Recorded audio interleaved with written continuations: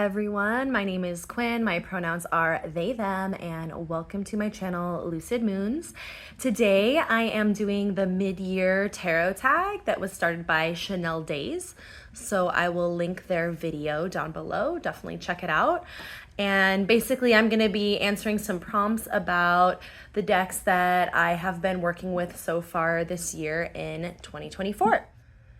So prompt number 1 is the most used deck so far in 2024. And this was a hard one for me because I do cycle through all of my decks throughout the year and I try to get to all of them, at least a little bit during each month. So I, do a different deck selection each month.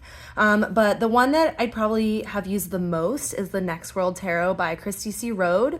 This is just like one of my favorite decks. It's a staple in my collection and it lives in a little box, a little basket on my desk, and it's the deck that I just go to anytime I need its very special guidance, anytime I need like advice on something that's really personal.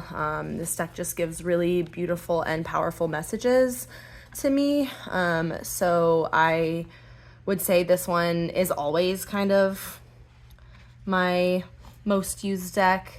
I also have the mini version of this, the pocket version that I keep in a little bag, and not all the time, but sometimes I take it on the go with me. So yeah, I love this artwork. I think this deck is an absolute masterpiece. Not only is it incredibly diverse and inclusive, but it gives really, really powerful and potent messages that feel very empowering.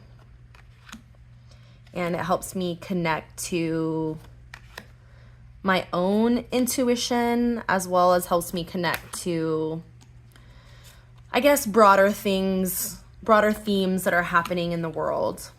And it gives me hope when shit gets really bad. So this is my most used deck this year. This is the Next World Tarot. The next prompt is a new deck that came into your collection this year, and well, there's been several, but I'll show one that was pretty recent and not planned. So this is the Nicoletta Ccecoli Tarot. I picked this up while I was visiting Flagstaff, Arizona for my work. And I used to actually live up in Flagstaff, so I'm familiar with the area. And I definitely knew I had to make it to this really great store up there called Crystal Magic. It's like a crystal new age store. It's right in the downtown area. It's really fun. And I saw they had some decks there, and I saw they had this one, and I was like, this has been a deck that I've been interested in on and off for many years. So I decided to just go ahead and pick it up. And I don't know, it's a really cool deck. The art is very beautiful and surreal, but also kind of disturbing, as I'm sure many of you have heard about this deck, or you've heard other people talk about it. This imagery can be kind of confronting. There's definitely some allusions to childhood trauma and things of that sort in this deck, so it's definitely not going to be like a daily draw kind of reader for me. It's definitely going to be one that I'm going to use for a specific practice, but I think it's really beautiful and I'm really excited that I picked it up. I really love the size of these cards. It's kind of small. And it just is, really hauntingly gorgeous in my opinion. So this is the Nicoletta Ccecoli Tarot. Next is your most anticipated release of the year. I have a couple that I'll mention. One of them I do have in hand. So this is the Spirits of the Woodland Tarot. This was a Kickstarter that funded last year. It's by Nicole Stone. So this funded last year. I backed it last year on Kickstarter, and it took a while to arrive to me, but I was really excited about it, and I'm really happy with it. I know there's been some mixed reviews online, but I personally think that it's gorgeous, and I love the artwork in this deck. I find it really whimsical. Those are the backs. So this was probably most anticipated just because I had to wait, you know, about a full year for it to come to me. And also, I just think that this very magical woodland setting, I love this, it's just my thing. I love animal decks. If you've watched my channel, you know I love animal and nature-based decks. And this one's cool because some of the scenes are like animals being animals, very like realistic National Geographic kind of vibes. But then there's definitely some cards in here that have more like non-realistic elements. Let's see if we can find one that have magical elements. Here's one, for example. We have the owl with the antlers. This is a gorgeous Wheel of Fortune card. Love this strength card as well. I think the criticism for this deck from a lot of people was that it didn't closely resemble the RWS, or some of the meanings were seemed a little bit unclear. Like, for example, this hermit with the little light and all of the things growing on its shell as a snail. I think this is a great example of some of those more magical elements. And I totally understand that criticism and understand people's frustrations. But for me personally, I have so many RWS clones in my collection. Like, I probably have dozens, that I find it refreshing when a deck kind of goes its own way and shows the cards in a way that, you know, might not click right away, or, you know, you might have to look at differently, or, you know, a deck that makes you think about the card meanings in a different way. And I definitely think this deck does do that. And I think it's absolutely gorgeous. So this is the Spirits of the Woodland Tarot. The other deck that has been really anticipated for me is, I don't have it yet. I did back it on Kickstarter a couple months ago, but it is the Align Heart Affirmations Oracle. I don't know if it's an oracle. It's an affirmation deck. It was out of stock for a while, and I think it's just so beautiful. I've seen some other people share the older versions of the deck that and what the affirmations were. Normally, I'm not really into affirmation cards, but there's something about the way that these are written that they're just really, really sweet. They're really about developing your self-worth, and I'm really, really excited for this one to arrive to me. So hopefully it will arrive to me before the end of the year. The next prompt is the biggest surprise. So the deck that surprised you the most this year. And I decided to go with the Tricksters Journey by Ccecoli. This is a gorgeous deck. I just kind of randomly picked it up mass market, not knowing too much about it. I think I saw one person post about it online, but I wasn't sure if this art style would jive with me, if I would really be into it, if there would be too much like white space. I did pick this up at the end of the year last year, but I didn't use it until 2024. And oh my gosh, this deck just blew me away. As soon as I got it, I read through, you know, the introduction in the guidebook and the premise of this deck. And it's just a really cool queering of some traditional Chinese folklore. So the creator, I believe, is a non-binary artist, and they have taken this legend of the Trickster and kind of reimagined it as a queer story. And I think that this artwork is so unique. There's really no other decks that I can think of that look like this, and it's just absolutely charming. I love the sword suit. There's lots of cats clawing in this suit. And it's just beautiful. I worked with this at the very beginning of the year, and it's been one of my favorites that I've worked with so far. I've just gotten some really great readings with it, and it pairs really nicely with a few of my decks. So this was a very, very pleasant surprise. I'm a huge fan now. Check out this hanged one. Titties out. I also love that this deck showcases a lot of older characters, which is something I definitely think we need to see more of in our tarot decks as a whole, more age diversity. And I think that just the little characters that this trickster meets along the way are so endearing, and they have so much personality and so much character. The faces are very expressive, and just the way the art has been creative conveys a lot of personality. So this is the Tricksters Journey Tarot. The next prompt is the biggest disappointment of the year. And y'all, I almost copped out of this one just because really I don't feel super disappointed by any of the decks I have in my collection right now, or any of the decks that I've gotten this year or worked with this year. Like, I really don't have a lot of bad things to say. But I didn't want to cop out, so I did decide to choose one, which is the Wandering Soul Oracle. Once again, I did pick this up at the end of the year last year, but I primarily started working with it at the beginning of this year. And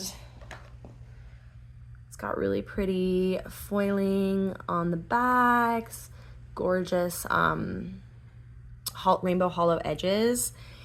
And really, this is not a bad deck, and it's not like a huge disappointment to me or anything. I think some of the cards, most of these are totally fine, but some of the cards, when you read about them in the guidebook, they're kind of like really based on super new agey concepts, and some of those concepts I do find to be problematic. And it's really only a couple cards in this deck. I don't even know if I can find a good example. I might have pulled out the one. Okay, yeah, actually I did.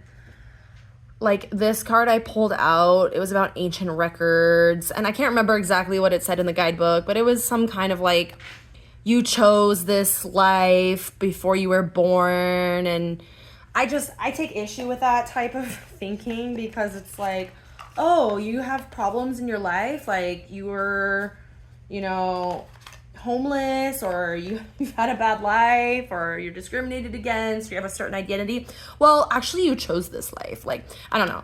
Like, I really don't like when people say that. It feels very wrong and very problematic. And obviously there's just a couple cards in here that are like that kind of have these new agey ideas behind them. So luckily it's an oracle deck, so I can kind of like just pull them out and stick them in the back of the box if I decide that I don't really vibe with it, because most of them are really cool. But like this one, for example, Origins with the alien ship, I think we all know that that's referring to like a star seed kind of thing. Well, that's just what I'm assuming. I could be wrong, and we're not going to get into it today, but there's a lot of really problematic stuff associated with that type of new age ideology. It's based in like really racist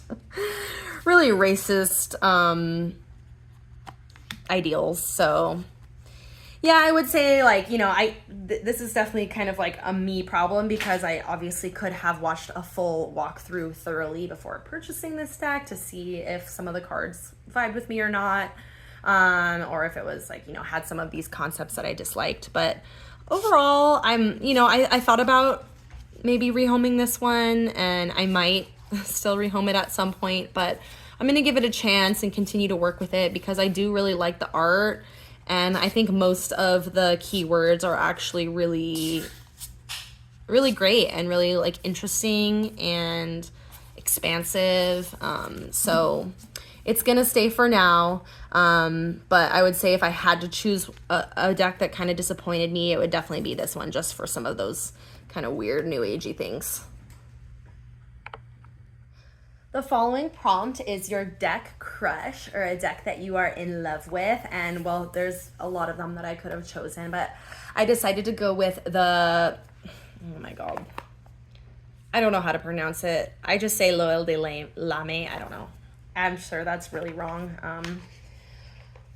But this deck is by an artist called Banana Rolls. They are originally from Hong Kong, I believe, but based out of the UK. And this is just a really gorgeous, splurgy, high quality deck that I brought in this year. And I just absolutely love the gorgeous art style. It's right up my alley. It's really the type of art that I absolutely love. Definitely like illustrative, kind of anime-esque, anime or manga inspired.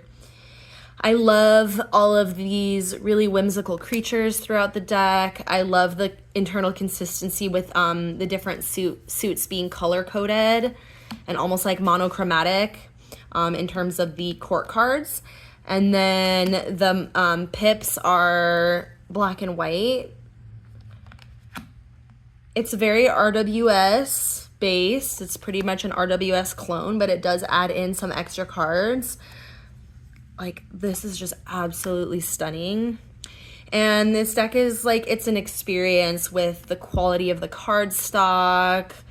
Just the entire production quality is really gorgeous. Once again, I think these faces are so evocative of different emotions. They're so expressive. And I think it's just a really creative and beautiful reimagining of the traditional RWS. So I've really, really enjoyed working with this deck in the springtime this year. And it's definitely becoming a fast favorite in my collection. Obviously, since it's so RWS based, it's like a super, super direct and easy reader, which is always nice as well. Hello? There we go. So this is the L'Oeil de l'Âme, sorry for butchering that, Tarot by Banana Rolls. The next prompt is your favorite tarot card of the year, and this one was an easy choice for me. This is from the Stolen Child Tarot, so those are the backs, and it is the Knight of Flame, or the Knight of Wands. I'm not going to go too heavily in depth into the meaning of this card because I am wanting to do the 10 Forever cards prompt at some point, or VR at some point, and I am like, that's going to take some preparation on my part to really write out all my thoughts on my 10 Forever cards. But basically, this was already a card that kind of had stalked me from this deck in previous years. And it showed up in a reading that I did earlier this year that just really blew me away, made me cry. Like, it was a really powerful reading. And this card was definitely the star of the show and was basically reminding me about my creative power, and to create is a part of being human. It's an integral part of being a human being. And the act of creation doesn't always need to be for the purpose of doing something really well or doing something to monetize it. Like, the act of creation can just be a part of who you are and a part of your life. And you can just create for the sake of creating something. It doesn't have to be a masterpiece every single time. And it just, yeah, this card was so powerful when it came up for me. And I absolutely love that it showcases a young woman doing cave art. I'm really interested in ancient humans and ancient human ancestors and anthropology and all that kind of thing. Archaeology is like, it's kind of one of my special interests, even though I never studied it in school or anything. It's just something I really enjoy learning about, and I think that this card in this entire deck is just absolutely gorgeous. So that is my favorite card of the year this year. Next up is a deck that makes you happy. And I have a lot of decks that make me happy, but I decided to go with the oh so cute Chou Tarot. I found this on Etsy earlier this year, and I had to grab it because it's a cute dog deck. And a lot of people have said this, like, there's so many cat decks.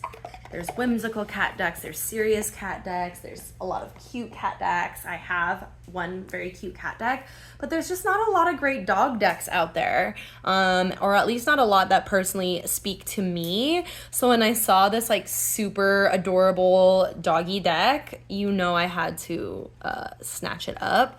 I believe it's based on the artist's one of their dogs. like their actual pet dog. And it's just a really adorable little RWS clone with pastel colors. And these little puppies just put a smile on my face and make me super happy. I haven't worked with it yet this year, but it is going to be coming out next month to play a little bit. And oh, poor baby. I am both a cat and a dog person. I actually used to be more of a cat person when I was a kid and like a young adult, but ever since I got my first dog, Jolene, and then my next 2 dogs that have come into my life, like I have to say that I lean a little bit more towards dogs now. I still love cats, and we have a cat, and I love him dearly. He's a sweetheart, and I freaking love cats. I love all animals, and especially cats and dogs. Like, it's basic to say, but they're probably 2 of my favorite animals. But I don't know, like, my dogs are just amazing, and I love them so much. So I knew that when I saw this adorable dog deck that I wanted it. So this is the Chou Tarot. The next is the most beautiful deck this year, and this is without a doubt, in my opinion, the last of their kind tarot.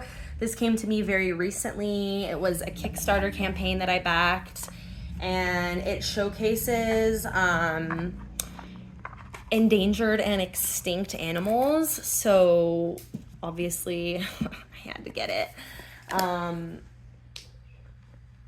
It's a circular deck. It's my first circular deck that I've ever owned. And these card backs are everything. Like, even just the backs are gorgeous. It's got this gorgeous blue edging. And I just think this artwork is absolutely gorgeous and spectacular. Like, I've never seen anything quite like it. It's so well done. They did a really great job, in my opinion, in choosing the animals. The one thing I'll say is the guidebook was a little bit more bare bones than I had wanted. I wanted it to tell me a little bit more about, like, you know, the animal. It kind of isn't clear which ones are endangered and which ones are extinct. I wish it would have just given me a little bit more of that information to geek out on. But aside from that, this is just stunning.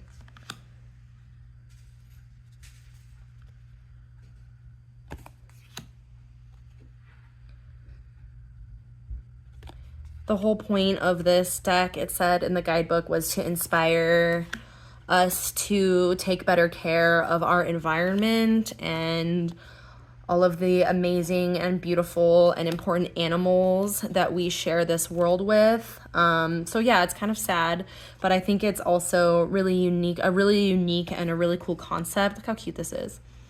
I love that. And it's very important. I think that protecting our wildlife and our planet should be the number one priority of every single human being, government, company, whatever on this planet. And unfortunately, that's not the way it is. But it's my number one priority. And I think it's just absolutely a stunning, stunning deck. So that is the last of their kind tarot. I think I forgot to say the creator. It says illustrated by Lynn Lee. Absolutely stunning deck. The next one is a deck you want by the end of the year. There's a couple decks that I am wanting to possibly purchase for spooky season. I got a lot of decks coming into my collection in the first half of the year, so I'm really trying to slow down and bring a lot less in the second half of this year. There is an upcoming deck called the Happy Halloween Tarot. It was previously an indie deck that's been out of print and it's getting picked up mass market. I'm really happy about that. And I don't have a lot of just specifically Halloween-y, spooky, like cutesy kind of decks. And I think that one is going to be absolutely perfect to use in the month of October. I'm also interested in the same vein in the Spooky Tarot, which is like a little bit of a darker, creepier Halloween themed deck, but it has kind of a humorous take, in my opinion. That one is currently available on Etsy, I believe. So those are a couple decks that I'm thinking about bringing in before the end of the year, but we shall see. The next one is a deck you haven't used but want to work with by the end of the year. And that would be a lot of my decks because, like I said, I cycle through them monthly, kind of on like a monthly seasonal basis. But the one that I'll talk about today is one that's another really recent acquisition for me, which is Tarot Landscapes by Francesca Mattioni and illustrated by Yoshimari. And I couldn't resist this. Just the artwork is so beautiful. And it's a mass market deck, so I just picked it up at Barnes & Noble. And I'm just really enamored with this beautiful nature and animal-based art style. It kind of feels like one of those really spacious decks, which is something that I really appreciate. And I think I'm going to be busting this deck out next month in July to give it a little bit of playtime. This is so sweet. Oh my gosh. So yeah, this one is brand spanking new, but I think it's absolutely stunning. This is gorgeous. Judgment. And I'm very excited to work with it and get to know it a little bit better in the coming month. So this is Tarot Landscapes. All right, so the last question is my favorite video that I have made this year, and I only started making videos at the very end of 2023, and I haven't made as many as I would have liked this year. I'm just a very busy person, but I definitely really loved my deck collection series that I started at the end of 2023 and I finished this year at the very beginning of the year. So definitely go check those out. I have it broken into like mass market tarot, mass market oracle, indie tarot, indie oracle. There's a lot of them. I love doing that series. I also really enjoy doing my monthly retrospective videos. So I've only done 2 so far this year, one for January and February, and then another one through March through May. So just realistically with my life, I think it's better for me to do about every 2 months. So I'll have one coming out at the end of July to talk about everything I was up to in June and July, the movies I watched, the shows I watched, books I read, video games, where adventures I went on, etc., as well as, of course, the biggest part of the video is all of the decks that I worked with, all of the pairings I did. So if you haven't seen those yet, definitely go back and check out my 2 that I've made so far this year. They're long videos, but there's some good little juicy bits in there, so definitely check those out. And with that, we are done with this tag. So thank you so much for watching. It would mean a lot to me if you could like this video, and if you like what you saw, you want to see similar content in the future, please click that subscribe button. I would love to have you here. And yeah, it helps my channel a lot. I'm brand new, so every little thing you guys can do to interact with this video helps me immensely. So thank you so much in advance for doing that. And yeah, thanks for watching. No matter who you are and no matter where you are, I hope the rest of your day is filled with so much magic and so much joy. Bye!